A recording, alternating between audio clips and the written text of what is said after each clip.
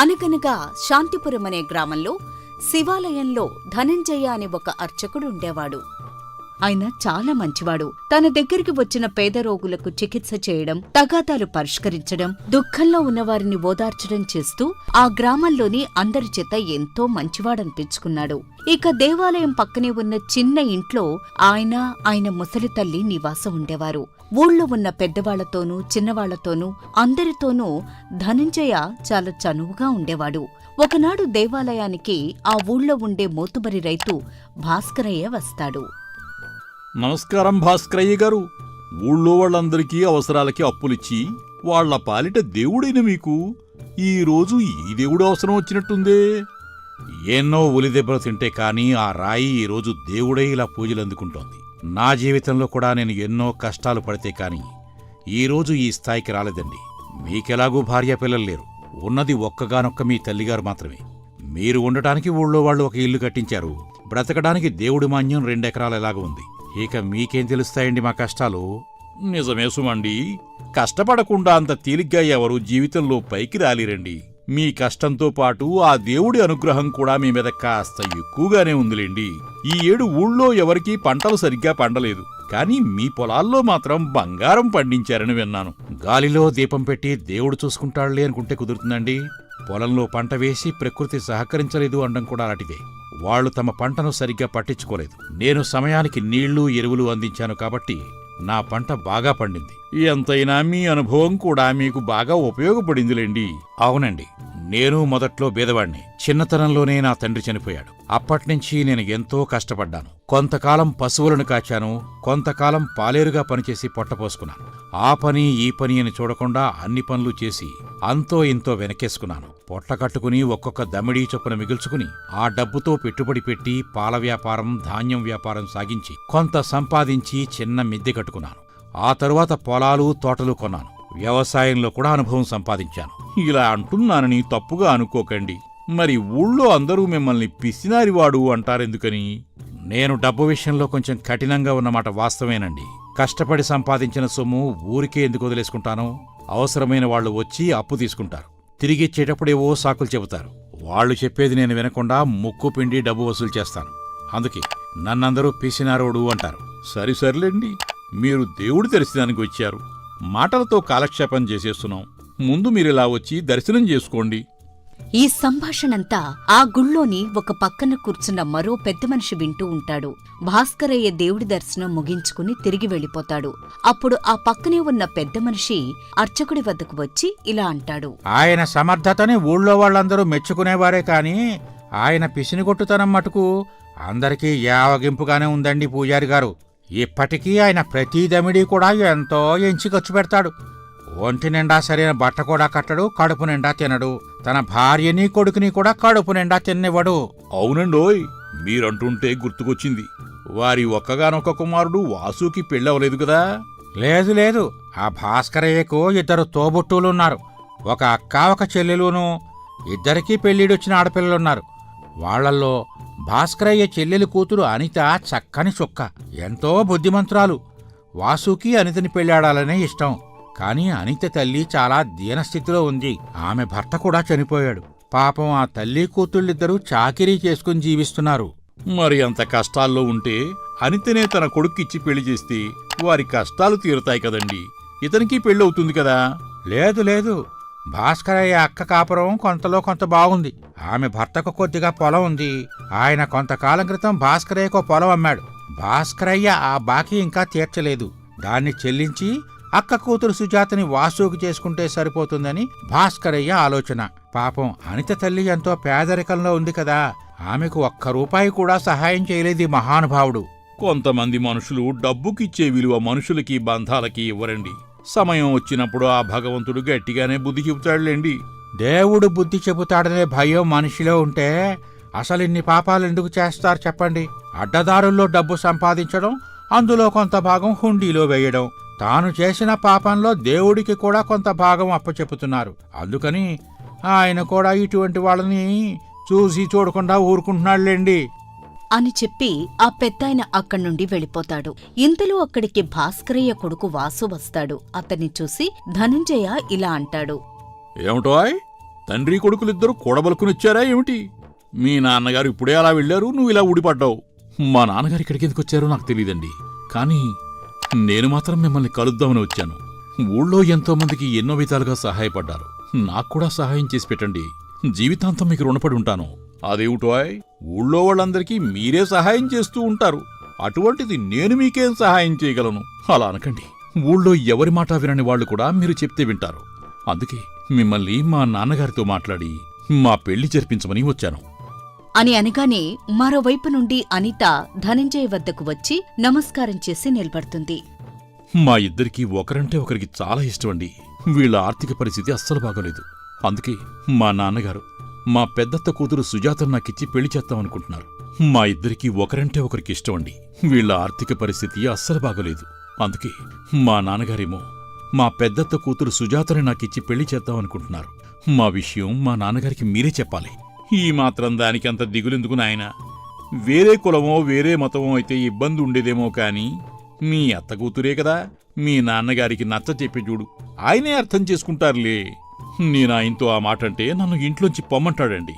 ఆయన డబ్బు దగ్గర చాలా గట్టి. చూస్తూ చూస్తూ రూపాయి కూడా వదులుకోడు. మా చిన్నత్తేమో ఒక్క రూపాయి కట్నం కూడా ఇవ్వలేదు. అందుచేత మా నాన్న దృష్టిలో ఆవిడ కూతురు అనిత మనుషులే కాదు.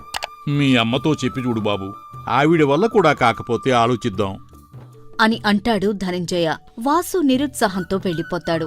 ధనంజయ కూడా అక్కడ్నుండి వెళ్ళిపోతాడు. సాయంకాలం పూజ కోసం ధనంజయ గుడిలోకి రాగానే ఎవరో గుడిలో ఏడుస్తూ ఉన్న శబ్దం వినపడుతుంది. అతను లోపలికి వెళ్లి చూసేసరికి దేవుడికెదురుగా అనిత మోకరించి కూర్చుని ప్రార్థిస్తూ ఉండటం కనిపిస్తుంది. ఆమె చెక్కిళ్ల మీదుగా కన్నీరు కారుతుండడం చూసి ధనంజయకు జాలి వేస్తుంది. అనిత గుడి నుంచి బయటికి వెళ్లిపోయాక చాలాసేపు దీర్ఘంగా ఆలోచించి, వీళ్ల బాధ నేను చూడలేకపోతున్నాను. సరే, నేనే వీరికి ఏదో ఒక పరిష్కారం చూస్తాను అని మర్నాడు తెల్లవారుజామున లేచి ధనంజయ తన వద్ద పోగైన డబ్బంతా తీసి లెక్క చూస్తాడు. అందులో కొద్దిగా మాత్రమే అట్టిపెట్టుకుని మిగిలిందంతా తీసుకుని బస్తీకి బయలుదేరతాడు. అక్కడ ఒక పెద్ద కంసాలి వద్ద తాను తెచ్చిన డబ్బుతో 50 బంగారు కాసులు కొని తన గ్రామానికి తిరిగి వస్తాడు. అతను తన ఇంటికి రావడం చూసి భాస్కరయ్య ఆశ్చర్యపోతూ, దయచేయండి పంతులు గారు, ఊరికే రారు పెద్దలు. ఏమిటి సంగతి? ఒక చిన్న సలహా కోరి వచ్చానయ్యా. ఇవాళే ఒక దాత నా చేతికి 50 బంగారు కాసులిచ్చి వాటిని యోగ్యురాలైన పేదపిల్లకు పెళ్లి చేయటానికి ఎవరికైనా కట్నంగా ఇవ్వమని కోరాడు. పాపం ఆయనకు ఆడపిల్లలు లేరట. ఏ పిల్లా పీచూ లేనివాడిని నేను మాత్రం ఎవరికివ్వాలో ఎలా తేల్చను? ఆడపిల్లలు కలవాళ్ళని సలహా అడగటం భావ్యంగా ఉండదు కదా. అందుకని ఊళ్ళో అందరికంటే పెద్దవారు, కష్టసుఖాలు ఎరిగినవారు మీరు. మిమ్మల్ని సలహా అడుగుదామని వచ్చాను అని అంటాడు ధనంజయ. భాస్కరయ్య ఆలోచించినట్లు నటించి కొన్ని పేర్లు చెప్తాడు. అందులో కొందరు పెళ్లైన వాళ్లు, కొందరు డబ్బుగలవాళ్లు, కొందరి ప్రవర్తన మంచిది కాదు. అన్ని పేర్లు కాదన్నట్టు ధనంజయ తల అడ్డంగా తిప్పుతాడు. అన్నట్టు మా అక్క కూతురు సుజాత ఉందండి. వాళ్ళు ఏమంత కలవాళ్లు కారు. అది పెళ్లి కావలసిన పిల్ల, బుద్ధిమంతురాలు కూడాను. అంతదాకా వస్తే సుజాతకివ్వడం కంటే మీ చిన్న చెల్లెలు కూతురు అనితకి ఇవ్వడం ఇంకా మంచిది కదా. పాపం ఆ తల్లి కూతుళ్ళు పూట గడవక నానా ఇబ్బంది పడుతున్నారు. మనం చేసే సాయం వాళ్లకు చాలా ఉపయోగపడుతుంది. ఆ పిల్లకు మంచి సంబంధం చూడండి, తనకే ఇచ్చేద్దాం ఈ డబ్బు. అన్నట్టు ఈ బంగారు కాసులు నా దగ్గర పెట్టుకోవడం నాకు చాలా ఇబ్బంది అవుతుంది. నా ఇంట్లో ఎటువంటి పెట్టే లేదు.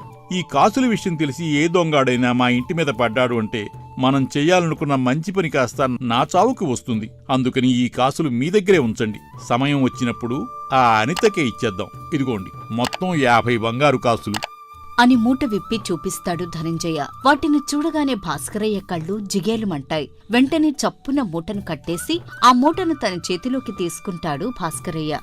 సరే పంతులు గారు, మీరేం కంగారు పడకండి.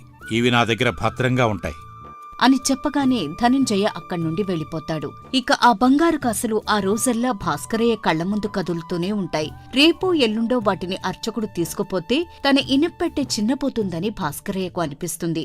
మరోపక్క ఆ సాయంకాలం వాసు మళ్లీ ధనంజయ వద్దకు వెళ్తాడు. ఉదయం మీరు మా ఇంటికొచ్చారు కదా, మా నాన్నగారితో మాట్లాడారండి? ఆయన మా పెళ్లి గురించి ఏమన్నారు? నేను మాట్లాడవలసింది మాట్లాడాను నాయన. నువ్వు వెళ్ళి మీ నాన్నతో అనితను తప్ప వేరొకరిని పెళ్లి చేసుకోను అని చెప్పు.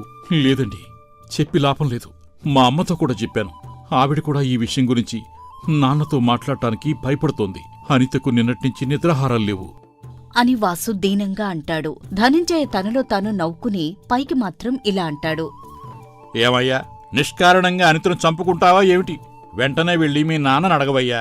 నీ మాట ఎందుకు కాదంటాడో నేను చూస్తాను అని అంటాడు ధనంజయ. అతనలా కఠినంగా మాట్లాడడంతో వాసుకి పౌరుషం వస్తుంది. వెంటనే ఇంటికి వెళ్లి తన తండ్రితో ఆవేశంగా ఇలా అంటాడు. నాన్నా, నేను సుజాతను పెళ్లి చేసుకోను. చేస్తే నాకు అనితనిచ్చి పెళ్లి చెయ్యి, లేకపోతే అసలు నాకు పెళ్ళే వద్దు. భాస్కరయ్య తన కొడుకు మాట వినగానే మొదట నిర్ఘాంతపోతాడు. కాని కొంచెంసేపు ఆలోచించి తర్వాత ఇదీ మంచికే వచ్చిందని అనిపించి తన భార్యను పిలిచి ఇలా చెప్తాడు. ఏమోయ్, మన వాసుకు నా చిన్న చెల్లెలు అనితనిచ్చి పెళ్లి చేద్దాం అనుకుంటున్నాను. నువ్వేమంటావు? ఏమంటాను? ఆ రోజు మీ చెల్లెలు స్వయంగా వచ్చడిగితే ఇంకోసారి నా గుమ్మం తొక్కద్దు అని మొహం మీద తిట్టి పంపించారు. ఇప్పుడు ఏ మొహం పెట్టుకుని వెళ్ళడుగుతారు? పోనీ అది కూడా పక్కన పెట్టండి. మీ పెద్ద చెల్లెలు కూతురు సుజాతను చేసుకుంటానని వాళ్ళకి మాటిచ్చారు కదా, ఆ మాట తప్పుతారా? అసలు మీరు నిర్ణయం తీసుకునే ముందు వాసుని ఒక్క మాటైనా అడిగారా? నేనేదో నిన్ను సలహా అడిగాను కదా అని ఇదే అవకాశంగా భావించి నోర్లేస్తోంది నీకు. వాసుకి ఎవరినిచ్చి పెళ్లి చేయాలో నాకు బాగా తెలుసు. నువ్వు నోరు మూసు కూర్చో. నేను ఈ రోజు వెళ్లి నా చిన్న చెల్లెలతో మాట్లాడొస్తాను అని చెప్పి భాస్కరయ్య బయలుదేరుతూ ఉండగా అతని పెద్ద చెల్లెలు ఇంటికొస్తుంది. అన్నయ్య, ఎక్కడికో బయలుదేరుతున్నట్టున్నావు? ఒక 2 నిమిషాలు కూర్చో, నీతో మాట్లాడాలి. మన వాసు సుజాత పెళ్లి గురించి. ముహూర్తాలు ఎప్పుడు పెట్టుకుందాం? పెళ్లి ఎక్కడ జరిపిద్దాం? ఈ విషయాలన్నీ ఒకసారి అనుకుంటే బాగుంటుంది కదా. నేను బయటికి వెళ్ళాలి, చిన్న పనుందమ్మా. అది చూసుకుని వచ్చిన తర్వాత మాట్లాడుకుందాంలే. బయటికి వెళ్లేటప్పుడు ఎక్కడికి అని అనకూడదు. పోనీ ఎంతసేపట్లో వస్తావో చెప్పు, నీకోసం ఎదురు చూస్తూ ఉంటాను.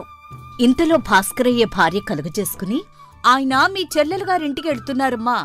మీ చెల్లెలు కూతురు అనితను మన వాసుకిచ్చి పెళ్లి చేద్దామని అడగడానికి వెళ్తున్నారు. భాస్కరయ్య కోపంగా భార్య వంక చూస్తాడు. ఆ మాట వినగానే కూర్చున్న పెద్ద చెల్లెలు ఆవేశంగా పైకి లేచి, ఏంటన్నయ్య ఇది? వాసును నా కూతురికిచ్చి పెళ్లి చేస్తానని చెప్పావు కదా, ఇప్పుడెందుకు ఇలా చేస్తున్నావు? ప్రత్యేకించి వేరే కారణాలేం లేవు. ఎంతైనా అది కూడా నా చెల్లెలే కదా. పైగా దానికి భర్త కూడా లేడు. అసలే పేదరికంలో ఉంది. దానికి సహాయం చేయడం నా బాధ్యత అనిపించింది. అందుకే అనితను నా ఇంటికి తెచ్చుకుంటే ఆ పిల్ల సుఖపడుతుంది. వాళ్లమ్మకు భారం దిగినట్టుగా ఉంటుంది. అందుకే ఈ నిర్ణయం తీసుకున్నాను. మరి ఆ రోజు నీకేం తెలీదా సుజాత నా ఇంటి కోడలని చెప్పావు? ఆ రోజు నేనంతగా ఆలోచించలేదమ్మా. ఈ రోజు ఆలోచిస్తే ఇదే మంచి నిర్ణయం అనిపించింది. నేను చిన్న చెల్లెలింటికెళ్తున్నాను అని చెప్పి భాస్కరయ్య తన చిన్న చెల్లెలింటికి వెళతాడు. అతన్ని చూసి అనిత తల్లి ఎంతో సంతోషంగా, రా అన్నయ్య, ఎన్ని రోజులకి మా ఇల్లు కనపడింది నీకు. అమ్మా అనిత, మావయ్యకు కొంచెం చల్లని మజ్జిగ తీసుకురామ్మా. అమ్మా, నేను నీతో ఒక విషయం మాట్లాడడం కోసం వచ్చాను. ఆ రోజు నువ్వు నీ కూతురు అనితను నా కొడుక్కిచ్చి పెళ్లి చేద్దామన్నావు. అప్పుడు నేనేమో వద్దన్నాను. కానీ వాసు నీ కూతుర్ని ఇష్టపడుతున్నాడు. తననే పెళ్లి చేసుకుంటానని చెప్తున్నాడు. కాబట్టి నువ్వు ఒప్పుకుంటే ఒక మంచి ముహూర్తం చూసి వాళ్ళిద్దరికి ముడిపెట్టదాం. అయ్యో అన్నయ్య, ఆ రోజు నువ్వు వద్దన్నావు కదా అని నేనేవేవో సంబంధాలు వెతికాను. ఇంతలో మన ధనంజయ్ గారొచ్చి 50 కాసులు ఎవరో దానంగా ఇచ్చారని చెప్పారు. ఈ విషయం తెలియగానే పక్క ఊరి జమీందారు గారు వారి అబ్బాయికి అనితను చేసుకోవడానికి సరే అన్నారు. నేను కూడా సరే అన్నాను. ఇచ్చిన మాట తప్పడం నాకు అలవాటు లేదన్నయ్యా. ఆ మాట అనగానే భాస్కరయ్య గొంతులో వెలక్కాయ పడ్డట్టవుతుంది. అదే సమయంలో అనిత లోపల్నుంచి మజ్జిగ తీసుకొచ్చి, మావయ్య, కొంచెం మజ్జిగ తాగండి, చల్లబడతారు అని అనగానే భాస్కరయ్య అనిత వైపు చూస్తాడు. అదే ఎండన పడి వచ్చారు కదా, ఈ మజ్జిగ తాగితే చల్లబడతారు అన్నాను. భాస్కరయ్యకు ఏం మాట్లాడాలో అర్థం కాలేదు. మౌనంగా అక్కడ్నుంచి లేచి ఆలోచిస్తూ శివాలయం వద్దకు వస్తాడు. అక్కడ ధనంజయ ఒక పెద్ద మనిషితో నవ్వుతూ మాట్లాడుతూ కనపడతాడు. ఏమిటి భాస్కరయ్య గారు, ఏదో బాధలో ఉన్నట్టున్నారు? బాధ కాదండి, డబ్బు మీద ఆశతో నేను చేసిన తప్పు ఈ రోజు నా చెల్లెల ముందు నన్ను దోషిలా నిలబెట్టింది.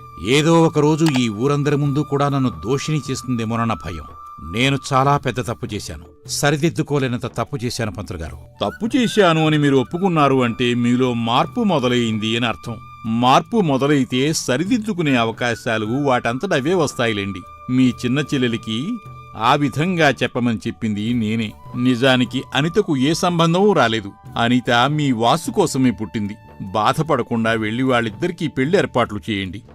భాస్కరయ్య మౌనంగా 2 చేతులు జోడించి ధనంజయ్కు నమస్కరిస్తాడు. అలా చేస్తున్నప్పుడు భాస్కరయ్య కంట్లో నుంచి నీళ్లు కారడం ఆ పెద్ద మనిషి గమనిస్తాడు. భాస్కరయ్య తల దించుకుని అక్కడ్నుండి వెళ్ళిపోతాడు. అప్పుడు ధనంజయ తనలో తాను ఇలా అనుకుంటాడు. తప్పు చేసి దేవుడికి భాగం ఇచ్చినంత మాత్రాన దేవుడు క్షమించడు. భాస్కరయ్య కంట్లో నీరు చూసినప్పుడు నాకా విషయం అర్థమైంది అని అనుకుని ధనంజయ నవ్వుతూ దేవాలయం లోపల ఉన్న శివలింగాన్ని చూస్తూ నమస్కరిస్తాడు.